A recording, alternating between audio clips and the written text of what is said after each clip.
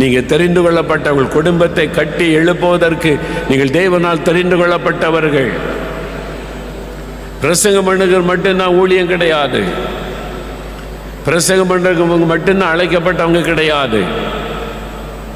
தேவனால் தெரிந்து கொள்ளப்பட்டவங்க பேங்கில் இருப்பாங்க, ஸ்கூலில் இருப்பாங்க, பிஸ்னஸில் இருப்பாங்க, ஸ்டூடெண்ட்டாக இருப்பாங்க, யூனிவர்சிட்டியில் இருப்பாங்க.